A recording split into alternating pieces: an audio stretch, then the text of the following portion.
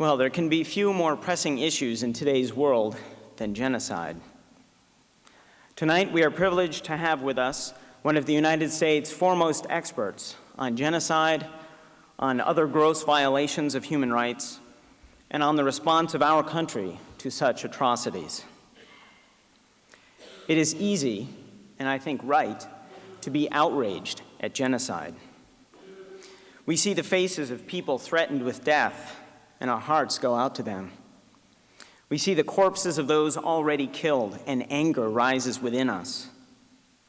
We think of the values that our country is built upon and can imagine few more noble acts than helping to end the suffering we see. But outrage isn't all that we feel. We worry about the dangers of getting involved. We find it all too complicated to understand. We assume that others will take the lead. In short, our more noble impulses conflict with our more selfish ones. Samantha Power's work is remarkable because it forces us to confront not only gross abuses of human rights, but also our morally complicated reaction to them. Her work is inspiring because it addresses both of those things with wisdom, eloquence, and the meticulous marshaling of supporting evidence. She is a leading academic, an award-winning journalist, and a valued political advisor. She is a public intellectual in the very best sense of that term. Her Pulitzer Prize-winning book, A Problem from Hell, America and the Age of Genocide, is accessible to anyone with an interest in the subject, but also is a sophisticated and powerful analysis of U.S. foreign policy responses to 20th century genocides. Please join me in welcoming Samantha Power to IPFW.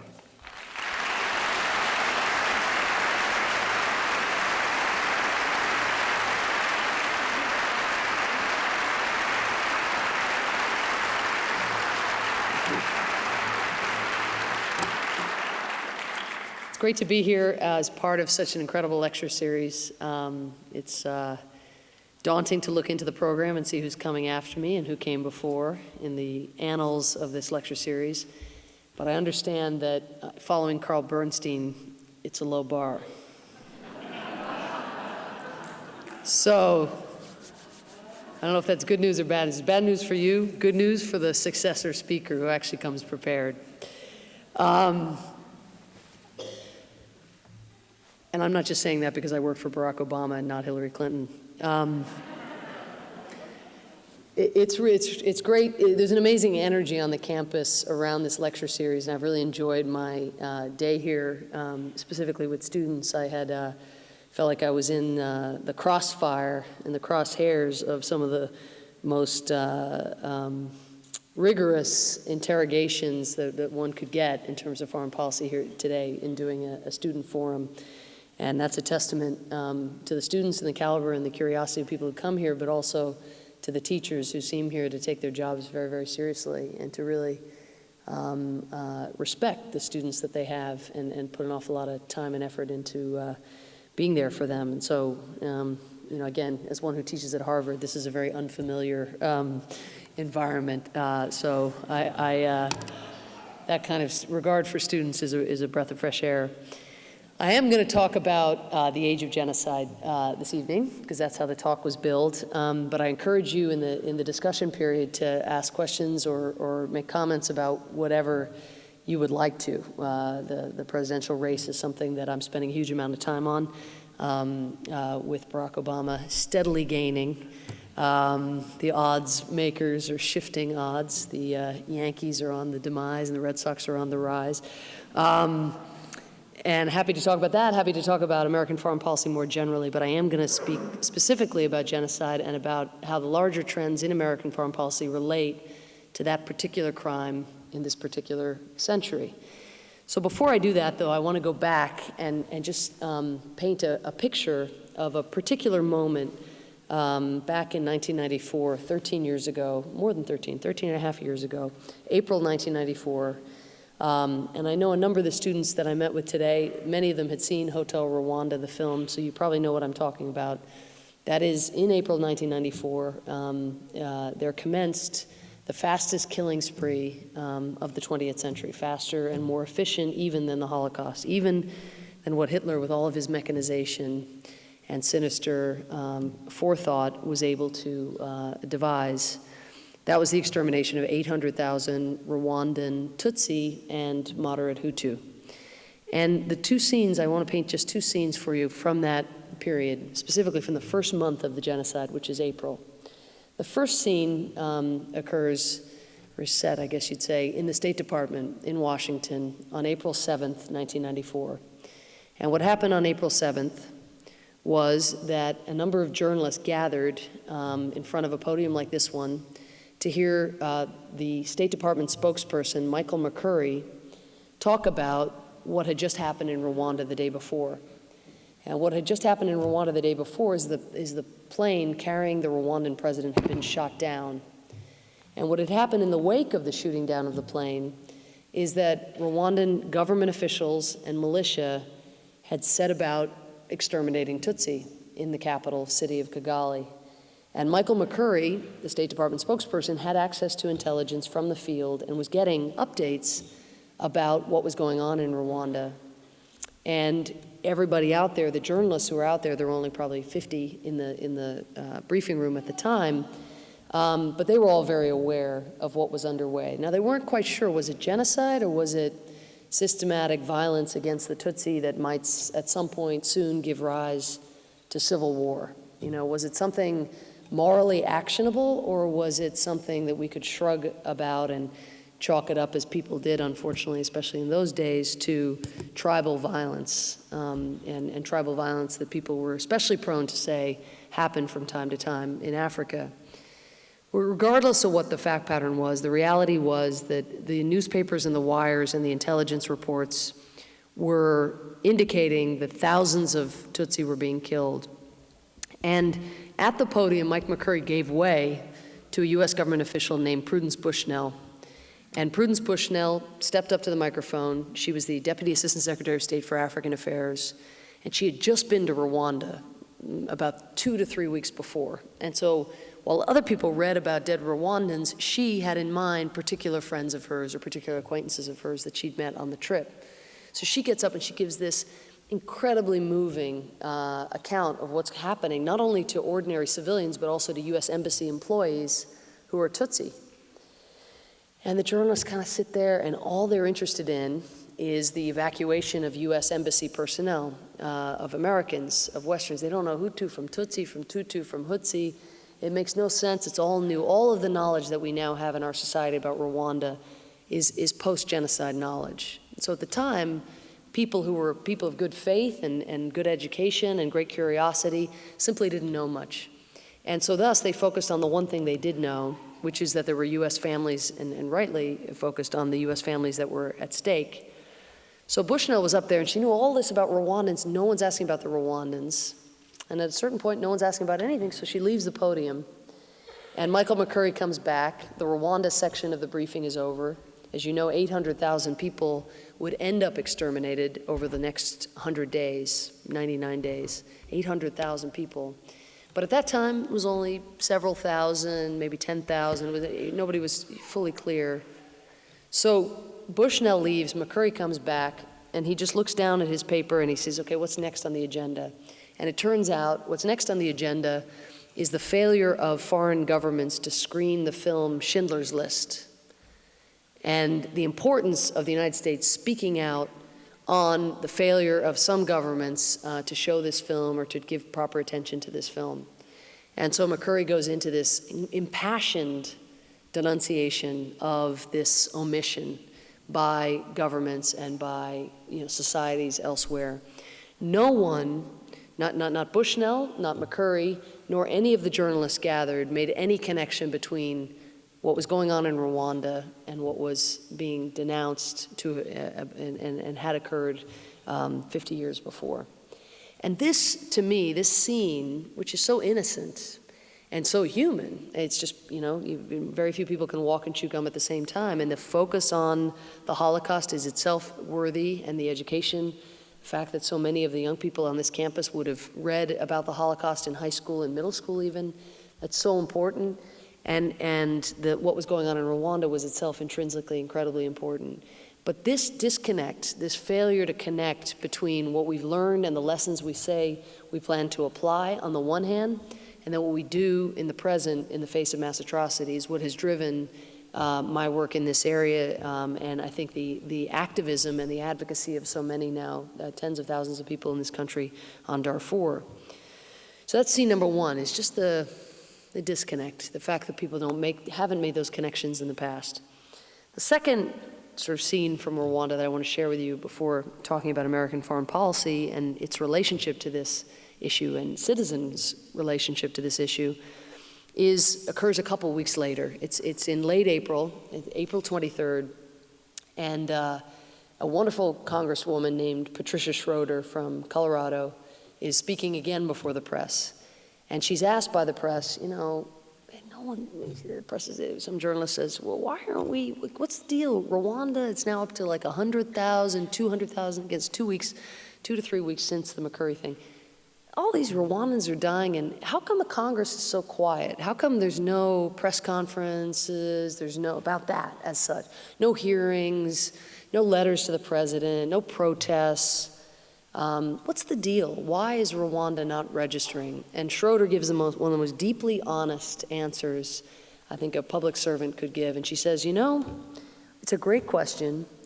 We're getting all kinds of telephone calls to the district in Colorado and to our office in Washington about the fate of the endangered ape population in Rwanda, but nobody's calling about the people. The phones are just not ringing. The endangered gorillas, huge amount of advocacy and so forth, but no one is calling about the endangered Rwandans.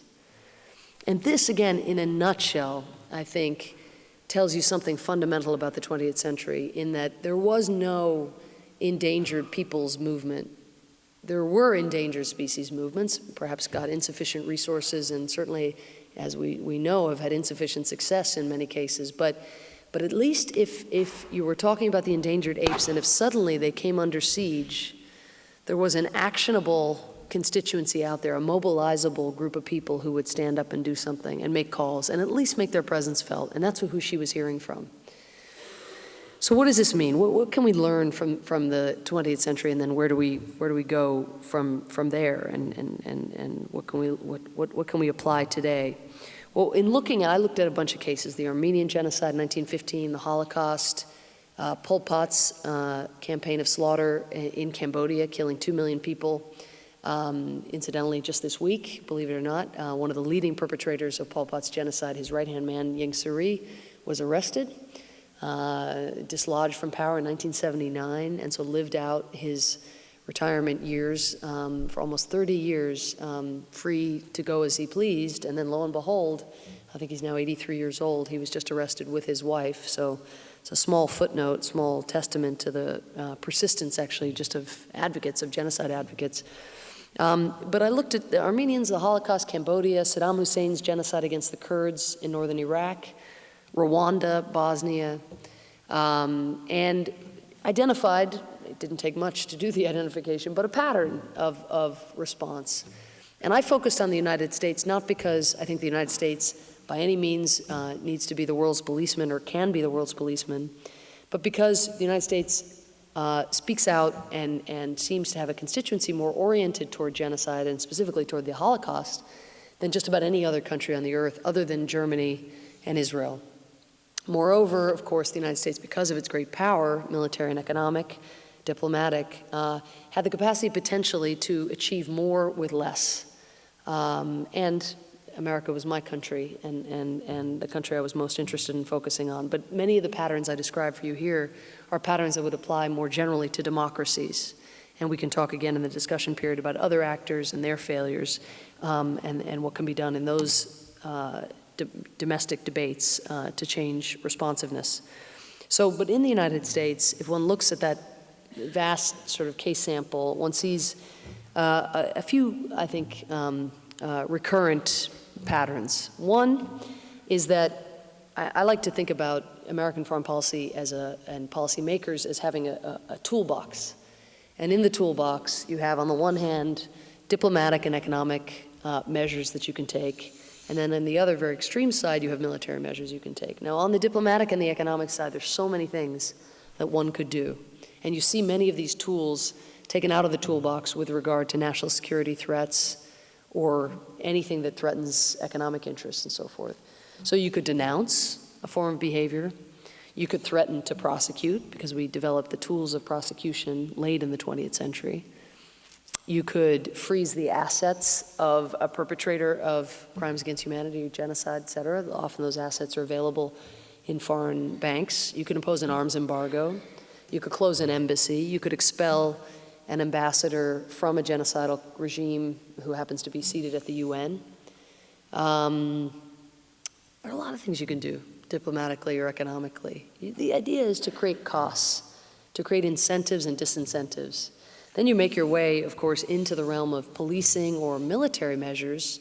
You could create no-fly zones to prohibit planes, like those in Sudan today, from strafing civilians. You could do radio jamming. That was proposed in the Rwandan genocide. For $8,500 an hour, we could have conceivably used our technology, actually at minimal risk, to U.S. pilots or soldiers, but to block the radio that was being used to broadcast the names and addresses of potential Tutsi victims. But that price was deemed too steep. You could create safe areas of the kind that were created in the 1990s. They were never terribly safe, unfortunately, but you could actually ensure that there were actual peacekeepers on the ground. You could make them out of country so that civilians could just, as long as they could make it out of Rwanda into Burundi or into Congo, there'd be something there awaiting them, some form of safety, or internally, like we did eventually after the first Gulf War in northern Iraq. The point is, there's a range of tools that could be made available to policymakers. Some can be done bilaterally by one country toward another abusive country. Some, by definition, have to be done regionally or have to be done internationally, multilaterally. But it's a toolbox. And in the face of genocide, for the most part, in the 20th century, that toolbox remained shut. The second part of the pattern, very related to what I've just described, is that if one looks at policy responses and how they get generated, there's the president and his or her foreign policy team, and then there's the rest of us in the press, in the Congress, citizens, particular constituencies, students, evangelicals, Jewish group, you name it. And what was amazing about the cases that I've mentioned is the degree to which not only did the toolbox remain closed shut, but also it remained, the executive branch operated amid a kind of society-wide silence. So it wasn't as if the executive branch was defying popular will by looking away from atrocities of this magnitude. It was indeed being indulged by popular will. It wasn't facing any pressure, any significant pressure anyway from below. Now there is one exception to that general rule, and that was Bosnia. Because I think the victims were white, because they were in Europe, because the Olympics had occurred in Sarajevo back in 1984, there was a certain proximity, because it was right after the Cold War, because the refugees were fleeing into European capitals, and therefore, even if you yourself had never visited the former Yugoslavia, you at least identified with the region in which the crimes were being carried out. So for a range of reasons, the press took, including myself, took what was going on in the Balkans very, very seriously. We were hugely unsuccessful, dramatically unsuccessful in that there was a massive amount of press coverage of these crimes and a very paltry policy response. But nonetheless, what one can see is that because of the press coverage and because of the editorial coverage, not just the journalistic coverage, but the fact that editorial boards and editorial writers were saying, we should stop this. There shouldn't be concentration camps again in Europe 50 years after the Holocaust. But because of that, the toolbox was opened. It has to be said, it was opened. And some of those softer sanctions, the diplomatic, the economic, those were in fact undertaken. And with reasonable success, although it took time.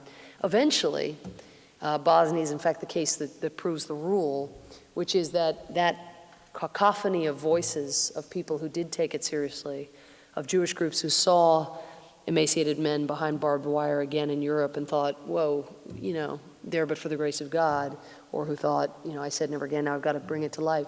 Those groups teamed up with foreign policy elites who, after the Cold War, thought that the United States would be able to dictate the terms of the New World Order, and were humiliated by the fact that a tin pot dictator in the Balkans was standing up to the United States, who in turn teamed up with human rights advocates on the far left, teaming up with Richard Pearl, who now became a legendary, an infamous neocon behind the Iraq War.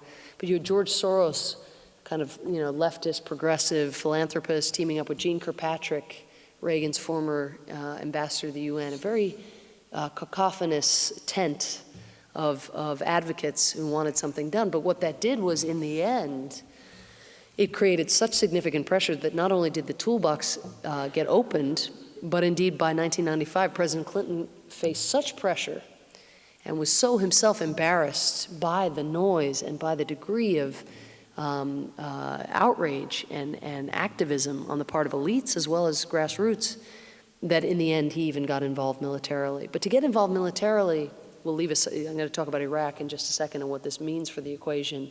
But back then, to get involved militarily, to put that on the line, it wasn't enough to hear noise. You had to actually, as a politician, probably face cost. You had to actually feel like you were going to pay some price domestically. And that's what actually happened in the case of Bosnia. But all the other cases I mentioned, society-wide silence, toolbox shut, no political costs, and substantial imagined risks of investing your prestige, your pulpit, your voice, your economic policies, using up political capital that might be used somewhere else. So in a way, it's not a coincidence. I used to say when I first started my project, I thought, well, it's so strange. Like, why genocide is so bad? Why wouldn't you see governments doing the little things, at least? Just the little teeny-weeny things. And then you come to realize as you talk to policymakers, and I interviewed 400 US policymakers for the book, to actually find out what their experience was like during these crimes. But in fact, doing the little thing means that you might be on the hook to do the big thing. So it's better not to invest your credibility or your stature at all. And so it's actually not a coincidence. It's kind of almost this all or nothing approach, which I don't think is a healthy approach, but it's very much a political approach. So stay away. Now the good news is the third part of the pattern, or the third pattern that one sees in the 20th century, is that for all of this, there is a countervailing trend, which is that you have what I used to call upstanders, so not bystanders, but upstanders, people within the US government or outside it, who are willing to risk their careers, risk their standing, their credibility internally, because these aren't fashionable issues. These certainly weren't fashionable issues to take hold of, but to take ownership of them, to lead, they were willing to pay a price. And so there are a range of people. One of them is an Indianan, who was mentioned to me earlier by one of you, Frank McCloskey, member of Congress from Bloomington, actually lost his race for Congress in that sweep in 1994. And one of the main reasons he lost, at least if the focus groups back then are to be believed, was that he spent more time thinking about Bosnia than Bloomington. That was the rap. I'm not sure that was a fair rap, but he certainly took a number of visits to the Balkans. I met him there for the first time where I was a journalist. But here is somebody who, again, you could say didn't represent maybe his constituents. He probably was, I'm sure he was speaking more about Bosnia than his constituents themselves, if polled, would have had him speak, but had made a profound difference in getting an arms embargo imposed on the Serbian government, on pushing for denunciation, on creating a peace process. A profound difference in the lives of people in the Balkans. And he's just a guy from Bloomington. There are others. Raphael Lemkin is one of the people I profile in the book, who was a Polish Jew who immigrated to the United States in the early 1940s and lost 49 members of his family in the Holocaust. He actually is the person who invented the word genocide, which, believe it or not, didn't exist, even though the crime had existed from Genesis forward. There'd never been a word for it until he invented the word in the United States in the early 1940s, and then became the leading advocate for the word, for the prevention of the crime, the prohibition of the crime, got the word admitted into Webster's dictionary and the Oxford English Dictionary, and then got a law passed at the UN General Assembly simply by pestering people. Just by getting in people's way, by being annoying, and just by refusing to let them forget what had just happened to his family and to other victim groups in human history. So one of the reasons that we even talk about genocide, that there can be a talk entitled The Age of Genocide, is this guy Lemkin, this random immigrant, asylum seeker, refugee, who changed international law forever. And by putting a convention banning genocide on the books in the 1940s, in 1948, created a placeholder. Nothing was done about it for many, many years. No courts, no action, no policing action, very few sanctions of any kind, as I've mentioned.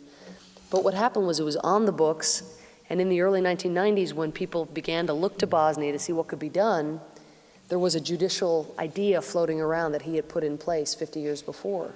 And that was that courts would be created, and that even if you didn't stop these crimes, you would punish them after the fact, and the leading perpetrators would not be allowed remain at large. So Lemkin and McCloskey and these people, their impacts are not felt, in fact, in their lives. Both died way too young and very broken by their experiences, and I think in large measure by their advocacy on genocide specifically. But their impact felt afterwards. These are the upstanders, and these were a striking feature of the American historical story that I would never have been aware of had I not just begun to delve in and look at the bad news. You get the good news, which is the people who take the promise of never again very, very seriously. So, what now? That was the 20th century. Where are we? What happened? Did we learn anything after all that? You do a big fat 500-page book, people read it, does it, what, so what? So if we understand, does the diagnostic mean anything? Does it mean that policymakers are inclined to learn, or is the national interest and the emphasis on national security as defined in the short term, or on economic interests, is it so great that mere genocide can never rise, can never penetrate? That was the question that I was asking myself, certainly in the late 1990s. But a few things happened that I think can give one hope, but that hope has to be a cautionary hope, which I'll get to. First thing that happened is you actually saw, in the wake of the belated intervention in Bosnia, two incidents of collective international action to stop the victim, to prevent the victims of mass atrocity from being wiped out. The first occurred in 1999 in March, over the embattled Serbian province of Kosovo. Very controversial operation, but in the end, a lot of, very unfortunate things happened over the course of the NATO's action. But in the end, 1 to 2 million ethnic Albanians were given autonomy and were no longer vulnerable to ethnic cleansing and massacres of the kind that they had been vulnerable to. 5 months later, in the tiny little half island of East Timor off the coast of Indonesia, East Timor voted for independence. Indonesia, which had occupied East Timor since 1975, responded to that vote by burning the country down, literally burning the country down, and rounding up Timorese civilians and murdering them en masse. But lo and behold, just as had occurred in Kosovo, this time the international community came together. And it was actually China and a lot of the ASEAN countries, the Asian countries in the region, as well as Australia, Portugal, a former colonizer of East Timor. These countries came together with US leadership and actually made it impossible for Indonesia to imagine being able to be welcomed back into the community of nations if it didn't stop its campaign of its rampage. So the Indonesians stopped, the Australian led a multinational force into Timor, and slowly but surely, Timor was ushered to its independence. The country was still burnt down, but in the end, only between 1,000 and 2,000 people were killed, which is a huge number of people for an island, a country of only 800,000, but relative to what was on the verge of happening, very, very small. So you started to think in the late 1990s that something was afoot. The other thing that happened, I've already alluded to, which is the creation of war crimes tribunals to punish crimes against humanity, war crimes, genocide. Suddenly, at The Hague, you had a court for Yugoslavia, a court for Rwanda. You had a hybrid court being created for Cambodia that's just responsible for this arrest I mentioned of Pol Pot's #1 deputy. A hybrid court for Sierra Leone, where people got their limbs chopped off. Suddenly, people were being prosecuted. Suddenly, Charles Taylor, the most, sort of the poster child for the unaccountable rogue, war criminal of the last decade and a half, is locked up behind bars. This judicial thrust, very much growing out of domestic pressure. So what you had were governments who didn't really want to, Western governments who didn't want to fully own this issue, didn't really want to make never again It wasn't that they wanted never again for genocide to happen, but they just didn't necessarily want to be the ones to make it happen, because that would entail risks. But they were prepared by the mid to late 1990s to open that toolbox and to begin thinking about what some of these other measures were. And in the case that the two cases I mentioned, even to put military forces at stake. Huge development, like it, hate it, we can talk about it, but very different attitude toward mass atrocity than we had seen, and the pattern that I described. And another thing happened, and this is bringing us to the present. This is perhaps a more durable thing, because the trends that I've described so far could be one-offs. They could be about a particular moment in time or an overreaction to the bystanding of the 1990s. But what I'm about to describe, I think, is pretty substantial and pretty durable. And that is, we now have in this country, very much contrary to Patricia Schroeder's comment about the guerrillas, the apes in Rwanda, and her lamentation that there was no effective lamentation that there was no endangered peoples movement, we have an endangered peoples movement in the United States. We have the beginnings, the stirrings of an anti-genocide constituency, which is kind of amazing. It's crazy in a way. When you think about all the things that Americans can be worried about and are worried about today, from the deficit to the fact that we're fighting 2 wars abroad, neither of which is going well, one of which is going catastrophically. North Korea, Iran, enrichment in Iran, the Arab-Israeli situation, the rise of China. There's so many things Americans could be worried about if they were going to worry about foreign policy, and yet they're worried about Darfur, they're worried about genocide. What's going on? How is that happening? Where is that coming from? Well, I think there are a number of sources. One, part of it is just simply a reaction, a delayed reaction to the Holocaust education, and perhaps you might even argue an overreaction to the Rwanda learning. But the Rwanda generation, the Hotel Rwanda generation, young people in particular take very, very seriously the fact that this happened not in black and white, but in color, and so very recently. It's now not as recent as it was, it's 13 years. But for younger people, it has brought the history books to life in a way I think that other crimes did not. For some, it was also that it was the Clinton administration that was in office, that for progressives or for Democrats who might have thought that Democrats would somehow care more about these kinds of things. Well, it turns out maybe Democrats might be more prone to do humanitarian intervention, but as it happened in the 1990s, they were less comfortable with the use of American power. And whereas conservatives, and these are broad generalizations, were more comfortable with the use of power, and some of them very moral and very moralistically interested in what was going on inside borders and the degree to which that would affect U.S. interests. But in both cases, you had slender constituencies for doing much of anything. But then suddenly, again, with this anti-genocide constituency, you had students, you had evangelicals, specifically those who'd worked in South Sudan and then who took the outrage about what had gone on there and applied it to Darfur, even though it was Muslims dying in Darfur. You had human rights-minded people who understood that it wasn't enough to write a check to Human Rights Watch, or you had to actually pick up the phone and be a little more political. You had high school students there are 300 chapters, high school chapters for students taking action to end genocide stand, and 700 college campuses right now. This movement, which has good news and bad news associated with it in terms of results, but has introduced a few new concepts that I think I find kind of inspiring and pretty interesting, pretty radical, pretty 21st century, that may be worth, again, imparting. One is they've created a 1-800-genocide number. So for those of you who have, and I would have put myself in this camp certainly before these people came along, despite my work, who kind of want to do something, want to at least signal to my member of Congress, to my equivalent of Frank McCloskey today, that actually does matter to me how the government, my government responds, and I'd like people to at least open up the toolbox. I'm not saying deploy American troops or invade or do anything like that, but just make Darfur a priority. See what you can do. See, as still the leading superpower, what tools are available to you. If you want to do that, you can call 1-800-GENOCIDE and you just type in your zip code, and you'll get referred right to your congressperson. You have a choice, congressperson, senator, or governor.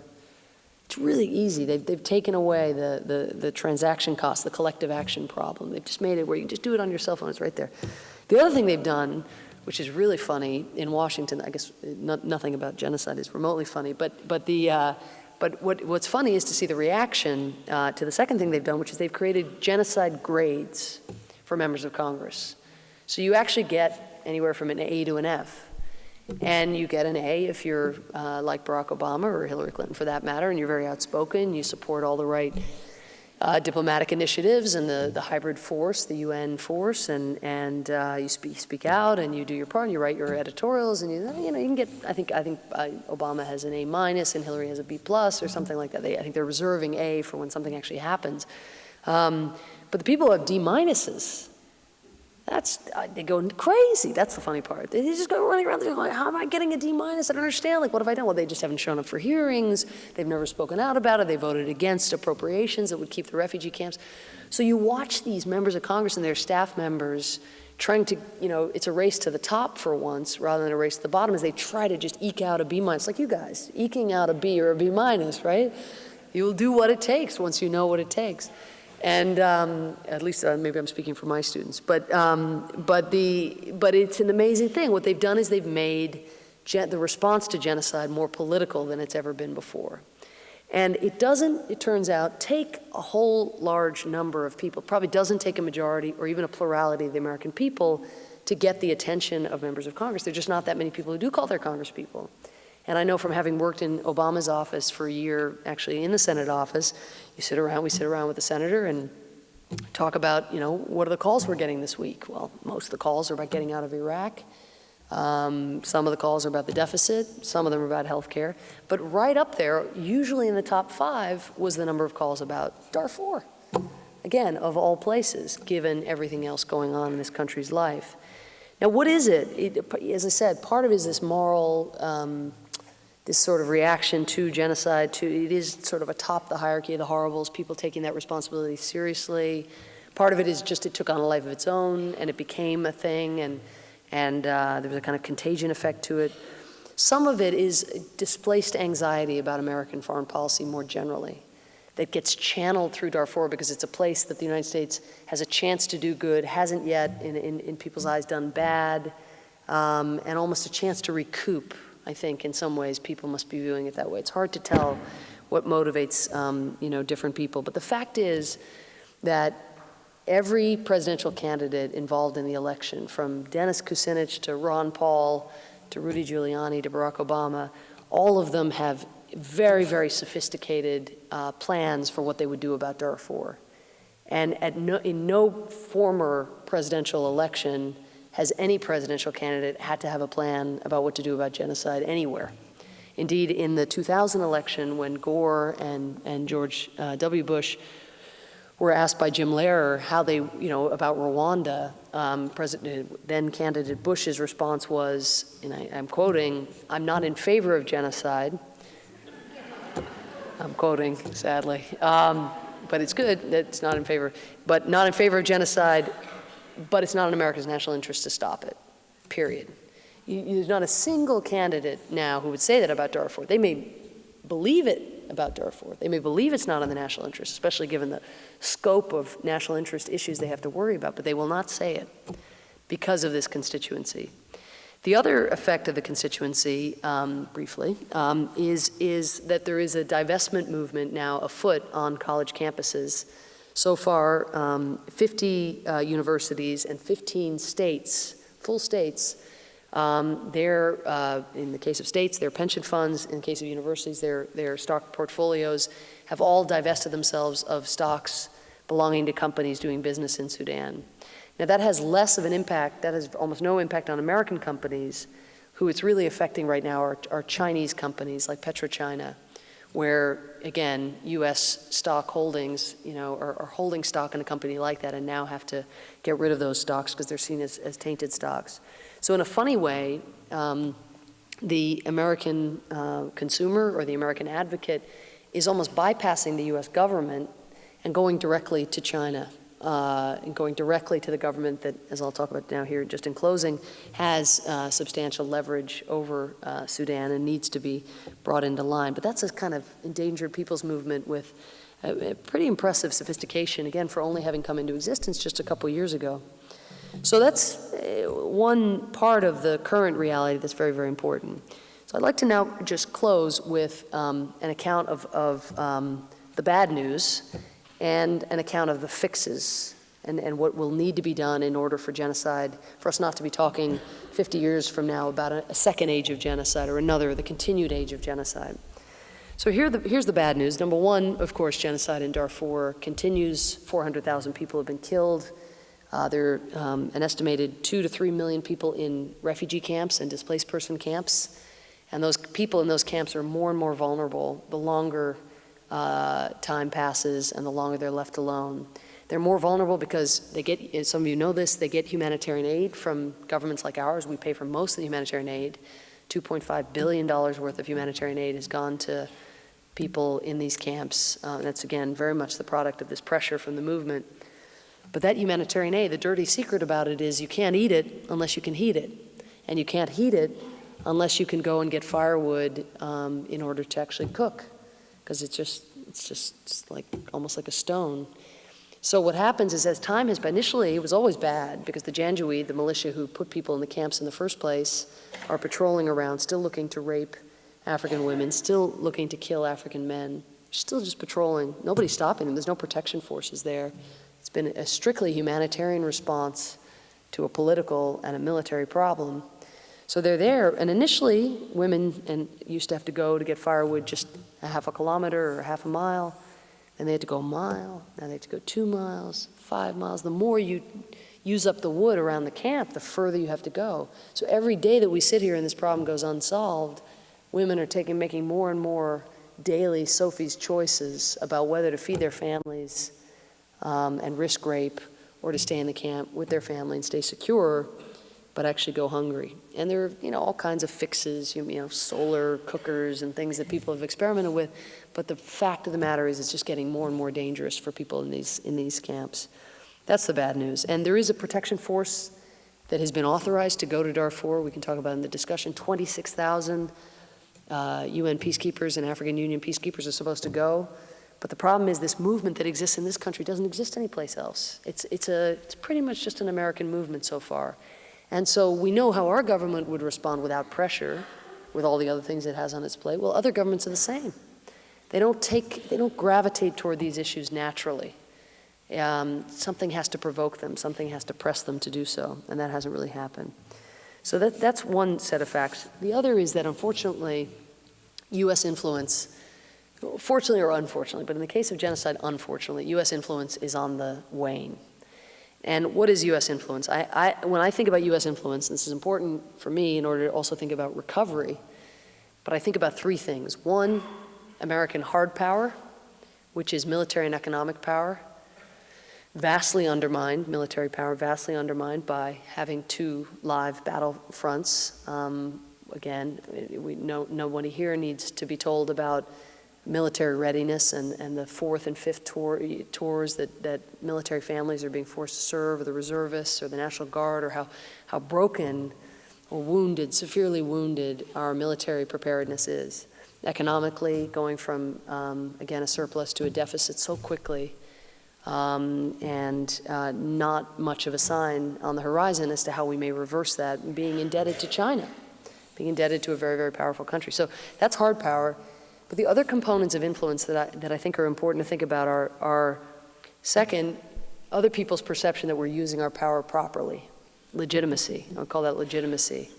And that, of course, with Abu Ghraib, with debates over torture, with extraordinary rendition, with the war in Iraq itself, it's just an erosion in international faith in the good intentions of and the righteousness of American foreign policy, which is it's maybe only a small factor, but when you combine that with eroded hard power, it's an important one.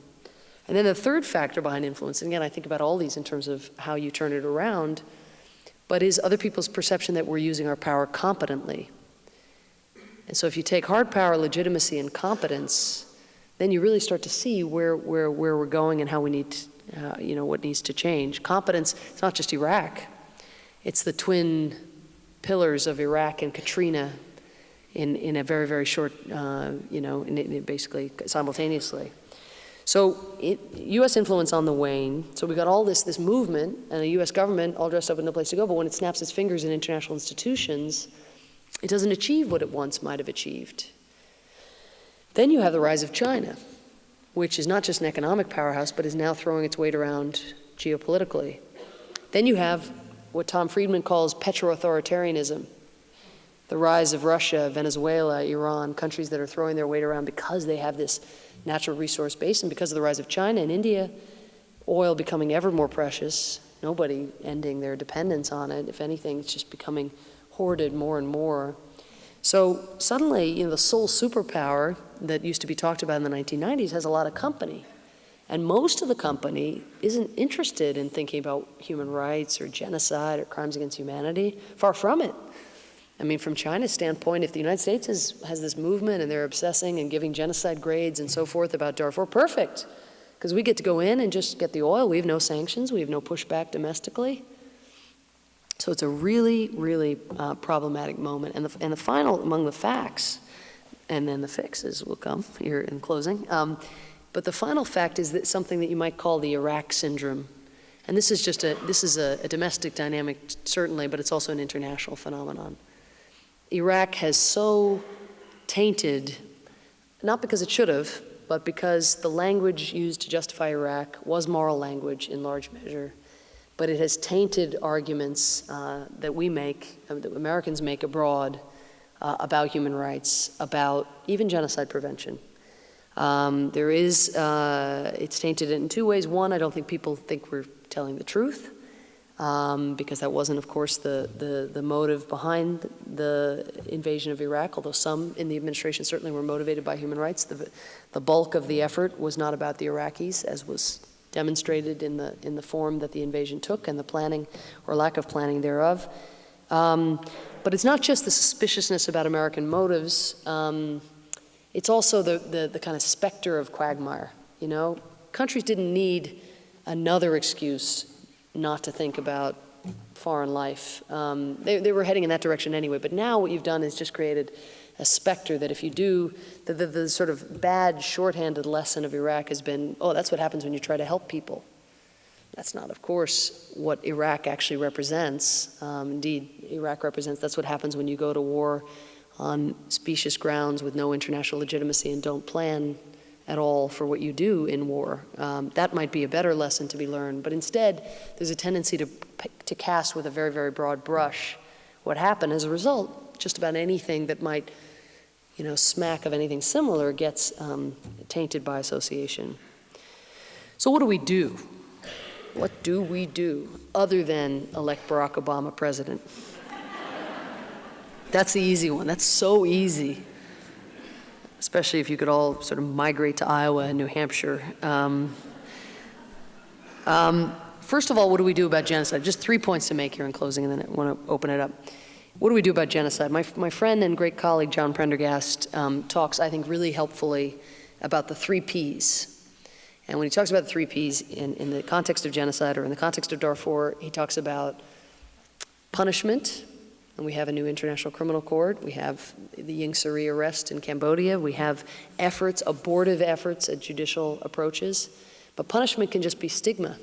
It can be asset freezes. It can be making travel more difficult. There's all kinds of incentives and disincentives that one can work with. And that should be easier than it's proving. Protection, getting that force of 26,000 into Darfur, figuring out how to do civilian protection more generally. I mean, why was Iraq lost, apart from all the problematic reasons for going to war in the first place? No security for civilians, nothing. Looting gave way to criminality, gave way to sectarian violence. No physical security. The international system is bad at protection. And no government or set of governments have ever made civilian protection a priority, and it shows again and again and again. And then the third P of the 3 Ps is peace process. And here again, I refer you, in the context of Darfur, that means an energized, top-level diplomatic process. We know what it looks like when the Bush administration is serious. We know what it looks like. It shows when they're serious. And that means appointing somebody very, very senior and being relentless, not only about going to Sudan and going to Darfur, but going to meet with stakeholders like the Chinese, like the Jordanians, the Egyptians, and so forth. The 3 Ps. But in terms of peace processes more globally, because everything is connected to everything else now.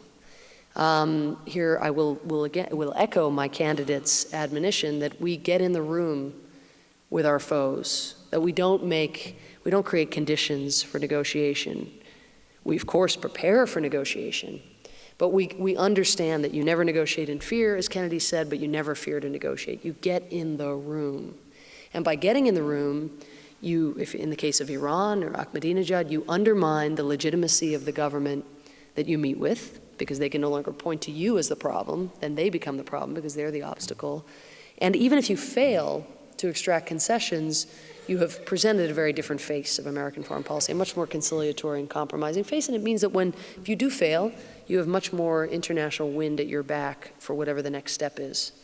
So those are the 3 Ps, I think, prescriptively in terms of policy, whether it comes to atrocity or when it comes to peace more generally. Second thing, fix, very hard, is we got to figure out the China part of this puzzle.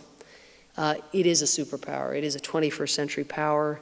It is emboldened by America's distractions and by America's erosions of influences right now. It is pillaging developing countries with very little consequence at home, and so far very little consequence in developing countries. Indeed, the developing countries' hostility to the United States is leading many of them, including countries like South Africa, big, powerful countries within their regions, to, in a very short-sighted way, I think, just kind of close ranks behind the Chinese, buying arguments that they never would have bought. If you were talking about apartheid in South Africa, they'd never be talking about the importance of sovereignty and so forth. But now they're talking about that when it comes to talking about Mugabe, closing ranks in this kind of developing world, southern, anti-Western coalition. And we have to figure out how to work with this. Now, whether that's tapping China's reputational concerns, drawing the link between their economic interests and peace, because there is a link there, and the importance of stability, using their language, not ours, the language of responsibilities and not of rights, perhaps, but somehow making China a more responsible, not making it, urging it, somehow finessing it, being a part of encouraging it to be a more responsible global citizen. Hugely important to figuring out the genocide conundrum. Or else what you're going to see is the withering of the UN, because China's at the Security Council, and if it can't be brought to believe that some of these issues are central issues or important issues to be dealt with, the UN itself will wither on the vine, because the Security Council will not be a place that citizens will want their government to turn. Final, and this time truly final, fix, but the hardest, but the one that implicates us the most, I think. We as a country have to somehow self-correct. And what that means is moving away from a period in which we can all, especially those of you who are in the Darfur movement or the anti-genocide movement, kind of pat ourselves in the back and say, wow, where did this movement come from? And isn't it amazing? We've convinced George Bush at a very busy time to speak out on genocide and on Darfur. Instead of taking solace in that, I think it's time to take note of how unsustainable it is. It is totally unsustainable to do morality a la carte. You can't do morality a la carte. It turns out, in a globalized world, you can't kind of take half a loaf and maybe not a full loaf. The half a loaf, it doesn't work if the other half of the loaf is so tainted, so uncredible internationally. And I give you the example of this. The best example is to denounce the genocide in Darfur, as the Bush administration has done rightly, more than any other country on the earth. But they do that in a given week on a Monday, and then say that waterboarding is a no-brainer on a Tuesday. What then happens on a Wednesday when you go to an international institution and you want to raise troops to go and be part of the UN protection force in Darfur? People just assume that the only reason you're talking about Darfur is that maybe it's a way of, again, criticizing an Arab government or the oil, or we've got to rehabilitate our foreign policy more generally. It doesn't mean you can do it overnight, and it doesn't mean that there's not a degree of inconsistency or selectivity that is inevitable. But we can do better. We can do better. We're America. Let me leave it there. Thank you.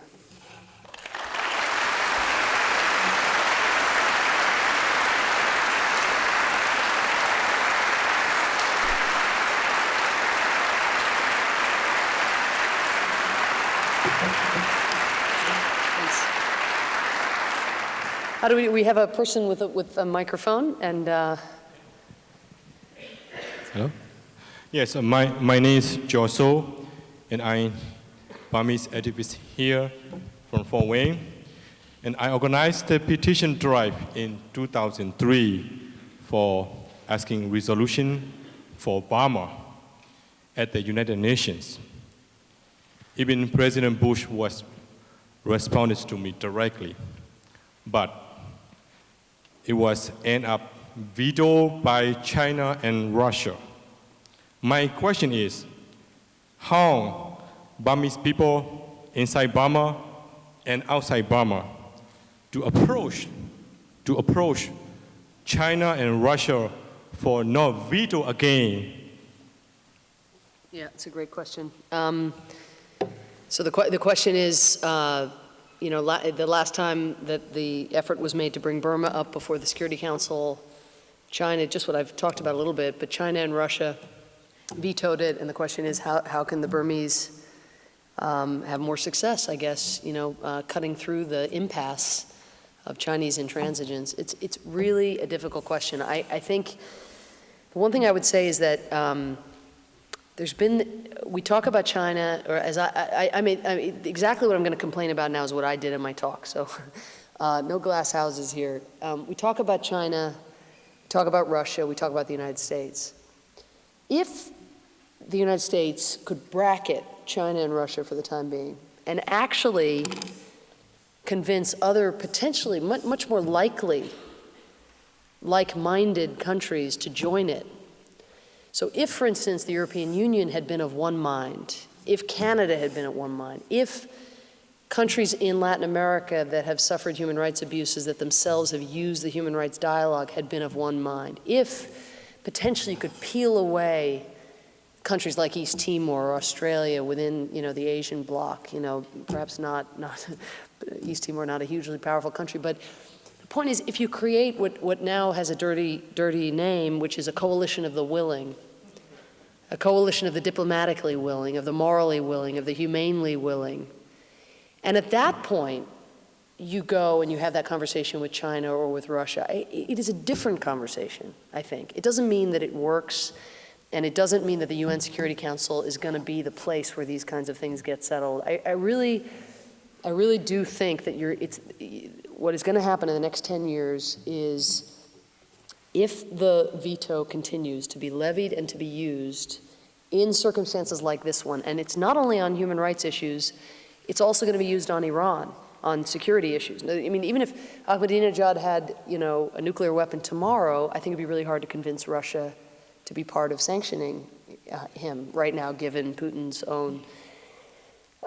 So if it ceases to be the place that you can go to try, you know, to really move the, as it were, the ball down the field, other places will emerge. It'll be like a marketplace where you'll start to see, you know, whether it's NATO or ASEAN or the G8 or Concert of Democracies, which, you know, gets a lot of traction, but you'll start to see other bodies, which really I think would be such a shame because they will lack the universal composition of the United Nations, but fundamentally, you know, universalism isn't enough. I mean, in the end, in the eyes of the Burmese or in the eyes of people who are suffering, and certainly it's not enough in the eyes of some Western governments, it has to be organizations will prove their worth on their ability to respond to crises. So it could be that in and of itself is reason enough for China and Russia to give a little, that their desire to see the UN Security Council as the place that people continue to come. But I think, as I started to say at the end, it's very tempting, especially for you and for the large Burmese community here, to look at Burma a la carte, or for me to look at Darfur a la carte, or Zimbabwe a la carte, or Iraq, getting out of Iraq a la carte. But all of these are connected to one another.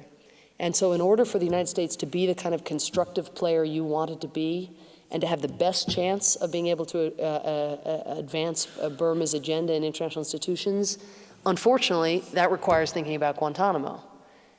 It's crazy, right? You should be able to, it's hard enough to get a focus on Burma, the idea that Burma somehow gets associated, but it will, our ability to be a part of mustering that coalition for your people is going to depend on our standing to be, to be able to speak out on behalf of human rights. We have to have both trains running at once. We can't not speak about Burma because we have credibility problems. We have to keep speaking about Burma, but we have to be more attuned to when and why people are shying away from taking our positions. I mean, some of it is just their own economic interests, but some of it is that they just want to do the opposite of what we say right now. And it's a deeply unsatisfying answer given the stakes of what's happening in Burma right now. But thank you for your question and for your advocacy.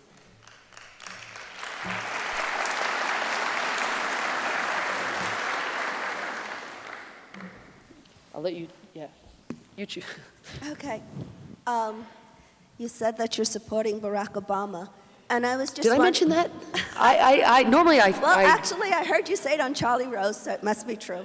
But what I would like to know is, should he become president, as you so fervently hope, would he stand up and support the placing of genocide on the Armenian and what happened in Armenia and the Turkish? Because as you know, we just had it in the Congress and it got shut down because, again, it's not the right time. It's never the right time. When does it ever become the right time? Right. And once again, with China, does China approve of genocide?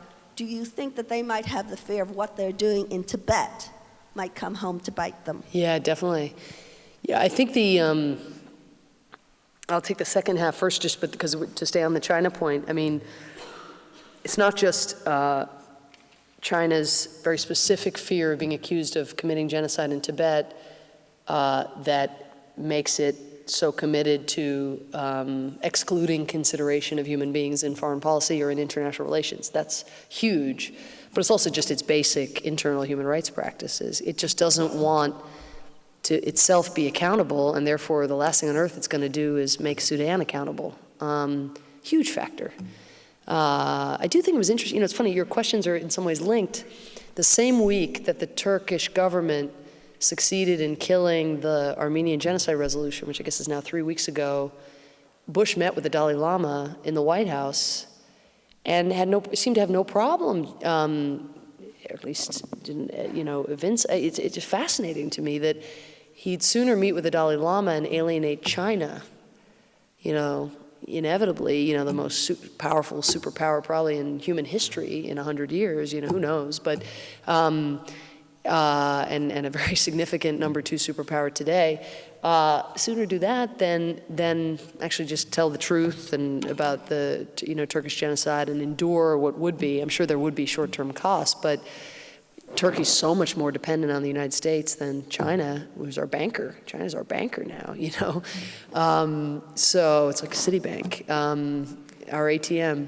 But so I find that fascinating. And back to Barack, he's very outspoken on the Armenian genocide and was on the record as saying he would have supported the Senate resolution had it come to that.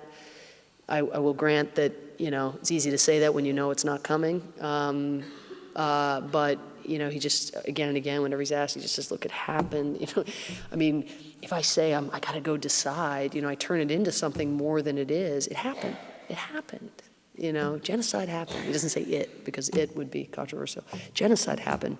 So, I wrote a piece and got a lot of grief for writing a piece saying that honesty is the best policy and that we shouldn't predicate a relationship with Turkey on a lie a few weeks ago when the resolution was up for passage. And the national security establishment thought this was a terrible line of argument. And I completely understand their argument. It really, of all the bad timing periods, this does seem to be probably the worst. But it's only going to get more like that. We're only getting more and more dependent on Turkey. And as Europe turns its back on Turkey, the levers we have over Turkey to say, hey, just behave and maybe we'll help you get membership and so forth, our leverage is going to shrink. And the sort of, just the abscess in the Turkish-U.S. relationship that is caused by this denialism recurs and recurs and recurs, and just the damage persists. So it's just like, it is like a bad tooth. Just do it. Just say it. Get it out. So now it's been delayed. The Armenians that I know say that they're consoled, that they feel like this really was about the Iraq War and that there was a lot of whispering done behind the scenes. Look, we know it's genocide. We really will do it next time. But, you know, it's hard to see when the, quote, right time really comes. And I think, you know, in a way your suggestion is the right one, which is whoever the next president is, again, if it's Obama, you know, that just within a week of being president, no fuss, no fanfare, and just be, oh, by the way, a genocide happened in Turkey in 1915. You know, and just say it, and because it's the build-up, then it's like becomes about all the phone calls that the president of Turkey has made in order to stop the resolution from going forward, and you know, it's a sort of compounding humiliation. But generally, it's a lie and a denial, an act of denial, and it's just going to continue to corrode what could be a very productive relationship if we don't get it out of the way. Yes? To try to stay on Turkey and Iraq for just a second, and the Kurdish population, I guess I don't fully understand the problem with the Kurds. Here's sort of a two-part question. It seems like we do have moral high ground in Iraq if we talk about removing the regime that perpetrated genocide against the Kurds. And I believe your candidate is in favor of withdrawing from Iraq, which I know is popular at the time. But in the context of the discussion, do we not have the moral high ground in Iraq if we look at the Kurdish genocide? And then to go to Turkey, in both Gulf conflicts, during, in this case, after, in the previous one, Turkey incurred into Kurdish land, you know, by not focusing on the Armenian genocide and dealing with these issues. Are we allowing the Turks to beat up on the Kurds? And that is that genocide? Does that have a connection to what the Iraqis were doing? I think that on the question of the moral high ground, you know, there are very few categorical imperatives in foreign policy. You know, you don't get points for having a pure heart, or for and you don't lose points forever by having an impure heart. A lot of what matters in foreign policy are effects. It's consequentialism. You know, it's like I was saying, you know, earlier about, maybe it wasn't here, maybe it was to the students. I think I'm losing my mind. But in talking about Chechnya, about whether we would go to, you know, what we would do if Putin committed genocide against the Chechens, you know, we wouldn't invade militarily, even though that would be bad, because we wouldn't want to risk a nuclear war with Putin in order to stop a genocide against the Chechens, right? I mean, there's some sort of check. Now, those people who supported the war in Iraq, many of them were motivated by what you describe. It was, I mean, I described that in my book, you know, killing of 200,000 to 300,000 Kurds in the Anfal campaign, the gassing, the use of chemical weapons. I mean, it was a powerful summons to do something. For me, that summons came in 1988 when the genocide was underway, and 15 years later when the arguments were made by the same people who had doubled our aid to Saddam Hussein's regime after chemical weapons were used. Those arguments just didn't, it sounded like window dressing to me. It sounded like a war was being fought for other reasons, and then we were invoking this thing that would appeal to good citizens and people around the world who really cared about the genocide.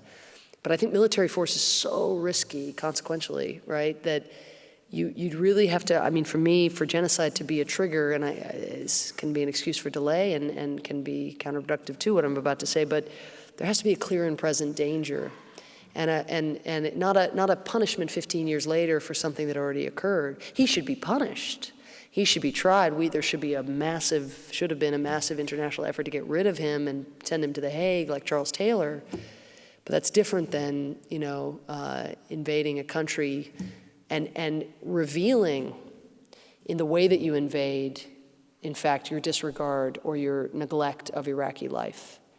You know, in other words, if that had been the precipitant, if what motivates you and what you think, you know, could have given us the moral high ground, what would have really given us the moral high ground would have been to get involved for that reason and to show by how we got involved with the planning we did, by parking the tanks in front of the hospitals instead of just in front of the oil ministries, by sending enough troops, you know, by sending very clear orders to our soldiers not to torture, by training our soldiers in advance in Islamic culture and by actually having Arabic speakers as part of our. There are 1,000 ways you could. It still would have been really hard, and you know probably wouldn't have worked anyway because it's just such a combustible mix there. But I think that the moral high ground is going to be in the eye of the beholder, and it's going to depend an awful lot on consequences.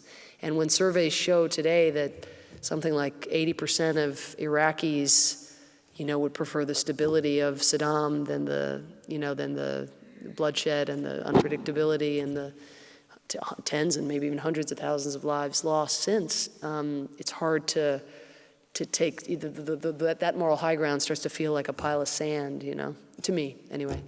And I think in the eyes of anybody other than the Kurds, who are of course still very grateful for what they have. In terms of your second question, I don't know, I don't see a genocidal dimension because the Turkish incursion or invasion of Kurdistan, if it comes in the next few days, which I think it probably will, in fairness, does seem very rooted in PKK Kurdish terrorist attacks across the border. It's hard to imagine in the United States that we would sort of remain docile for very long if Mexican terrorists came across and began killing people in New Mexico or in Texas or wherever. Like, you know, it's whatever about Turkish denialism about what they did, it is asking a lot to kind of hang back if the Americans and the Kurds collectively can't rein in. I think we have to ask them. I don't think they should, obviously. I want to be clear there, but I'm just saying, I don't think we can assume that just because the Turks are crossing the border that they're out to exterminate or destroy Kurdish life. It feels like there's a precipitant cause that makes their argument that this is about national security quite credible. I still think we need to use all what little diplomatic leverage we have or what leverage we have to get them not to do that, because it's just going to inflame and perhaps turn into something of the kind that you describe.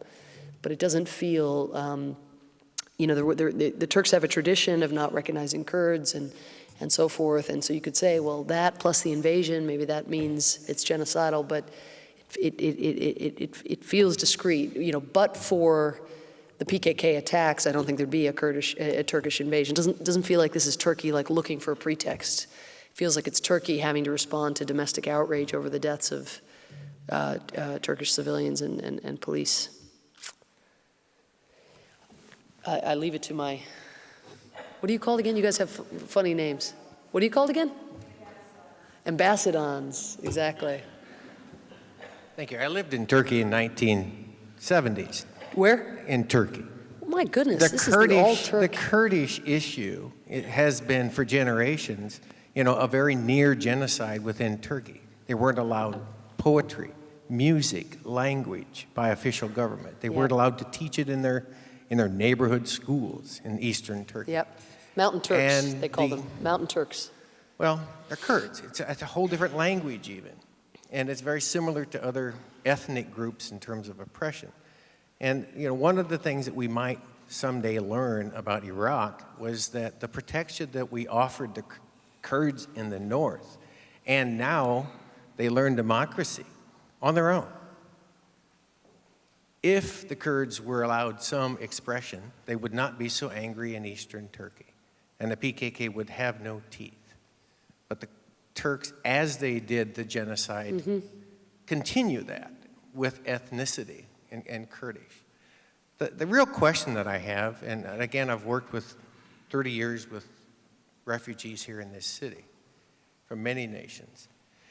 One of the things that I find real troubling all the time is that people tend to sort of like, as you suggested, you know, the human rights du jour, and how the legislature will pat itself on the back for the bill against investment in the Sudan, for 300 Darfurians in Indiana, but they will ignore the same legislation that could assist 3,000 Burmese in Fort Wayne. And maybe, Wynn, you could carry this. In other words, many times we don't see the connection between Burma and Iraq and Darfur. I hear you. That comes through influence in China. But then we'll pat ourselves on the back for giving $100 a year to the Darfur movement. But at the same time, we will spend $3,000 to $6,000 per adult on foreign oil, interest that's going to China. And we, as Americans, do not ever seem to understand that our economic choices, our selfishness on a world basis, is in many cases has given China the power they have. We sold ourselves down the road. And my suggestion is that those of you who write about this could someday help us understand that we're all in this together. In other words, the Americans that are making sacrifices in Iraq are very few, mostly military families, and some Iraqis and others. But the average American is making no sacrifice at all. Mostly middle class, upper class, nothing. And my admonition to media is that someday you might want to help teach the rest of us that we're involved in this.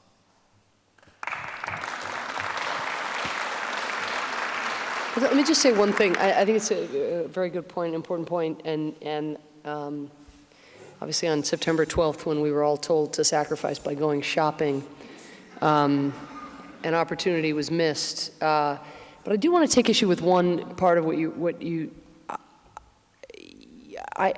if we lived in an ideal world, and instead of one that seems to be its diametric opposite, we would each kind of have, and this is what I'm about to say is, I suppose, provocative and maybe controversial, but we would each have the capacity to see suffering around us and calibrate our responses perfectly commensurate to the amount of pain inflicted, so that we would somehow get Darfur right and Burma right and Congo right and Iraq right and the inner city in our communities right. And, you know, that I just don't think human nature works that way, and thus I think political nature brings out sort of aggregates the worst in some ways of human nature, occasionally sometimes a bit of the best. But, so I don't, here I am maybe sort of prepared to accept some a la carteism, in fact, or de jourism, as you put it rightly. I mean, I totally agree with your description of the phenomenon, because I think that if a young person has the experience of being part of the Darfur movement, they will literally be changed forever. They will read the newspaper differently forever. And when they read about Burma and when they hear somebody talking about their experiences, they will have something to push back on. It's just like traveling abroad. You know, if they go abroad to one place, you'd love them to go to the right place, but let them go any place. If they learn a foreign language, you'd love them to learn Arabic or Chinese or something, but let them learn Italian if they've liked Italian movies. Or, in other words, we're trying to find wedges by which people with a lot on their plates can connect with other people who aren't part of their communities and aren't part of their visceral communities of obligation. And I think it's a huge challenge, and I don't want to start wagging my finger at people who've actually, and I'm not suggesting you were, but who care about something. God love them for caring about something. And like you say, let's push back and have them care about more things, or let's use that as a wedge to caring about more things. But you know, he who fights every battle fights none. And if we can just generate some commitment to help to, if each of us could just make one individual or set of individuals' lives just a little bit different, you know, just somebody who's a little more unfortunate, whether in our own communities or in Burma, that would be amazing and rare. And so I definitely see the connectiveness, but I want to also sort of affirm the work that anybody does, and not just say, hey, because you can't do the spectrum, don't do the one thing, even though I know it creates disparities that are really problematic. But to me, the answer is fewer disparities by bringing the ship up across the board, not somehow to care about Darfur less, because God knows it deserves caring about. But thank you. Yep. Yes, thanks. Okay, I come from Africa, and I've lived most of my life in Africa, and I came here for college and everything. But the one thing I've noticed from my perspective is that genocide seems to happen because the governments, in these countries where genocide occurs, basically aren't doing their jobs. And on top of that, the United Nations doesn't seem to really care. They have other priorities, it seems like, and that's, usually the general consensus, most people, I think, is that they're not focused on the right issues. But I was wondering, my question is, since we know really who are the evils, who is letting this happen, I mean, as the job of a government is to take care of certain necessities like safety of its people. And since, for example, the Sudan, many of the Sudan's government isn't really doing that. They're not taking care of its people. And so basically, the rest of the world just sitting back and watching all this happen, in the United States being the superpower as it is, not really putting pressure or taking the leadership, like at the United Nations, and putting pressure on the Sudan's government to do something about this. So, it appears to me, my question is you said that you're basically representing Senator Obama, and if I were to vote for Senator Obama, what changes would he make, if he were to become president? Now, I said I'm from, okay. Sorry. When Obama becomes president in January 2009, what changes would happen? You said a lot. First of all, I think that part of what he would bring to office is something that we should all keep in mind as well, which is there are two types of governments. Those that are unable to protect their civilians or to meet those needs, and those are a prime problem on the earth right now. Afghanistan, Congo, parts of Darfur even, but when we're talking about genocide, more often than not, we're not actually talking about governments that are unable, we're talking about those that are unwilling, and indeed those that are intent on murdering their own citizens. So just to address that part of your question, I think we shouldn't lump all governments together or all harm doers together.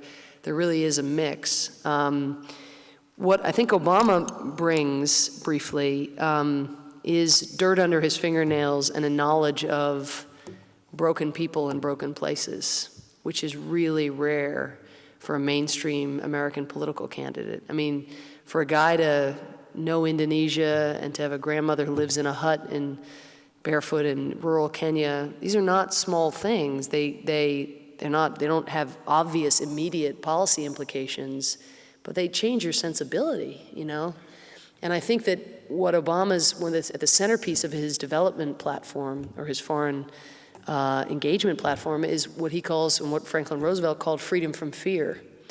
And that comes from, spending enough time in these communities and, frankly, in the inner city in this country. Obama has a huge amount of experience, just doesn't have Washington experience. But he has experience actually watching people decide whether they go to school or take up guns, and frankly, that's where the action is internationally right now, is how you affect those decision incentives and those decision matrices. How do you capture people, their hearts, their minds, their attention before they go astray and want to come and kill us or want to join a militant group? And this idea of freedom from fear, the idea that so many people around the world are living in fear that they won't be able to feed their families, fear about walking the streets, fear of corruption, fear of the militia down the corner, reliance on a rival militia so as to counteract the effect of the first militia. To actually have some experience with these issues in this country and which are, less dramatic versions on the theme, but abroad. The fact that he was a constitutional law professor, and has actually done the deed of balancing liberty and security. There's no such thing as a pure, I love civil liberties, but there's no such thing as pure civil liberties approach when you do have terrorists. It's a balance, but our balance is totally skewed right now counterproductively, so we're actually creating more security threats by our deviance from our values. The fact that you have somebody who's actually taught the Constitution, studied the historical precedents where America's gotten it wrong in the past, and then self-corrected. I want a guy who knows the Constitution, like literally marinated, who loves it. I miss it. I liked it. And then I think you see the differences he'd make and his willingness that I mentioned earlier, his willingness to talk unconditionally with even the bad guys and to pry them apart. He'll go on a listening tour in the first 100 days, but he's not going to check his principles at the door when he goes in to listen to a bad guy. He's going to bring them in and assert them, and he's very, I think, comfortable in his own skin, and it's just a great advantage of being free of the kind of Washington herd mentality that is precisely the mentality that took us to war in Iraq and that now has us, saber rattling about going to war with Iran. So my infomercial on Barack Obama is now concluded, and I hope you'll all move to Iowa shortly. Thank you so much.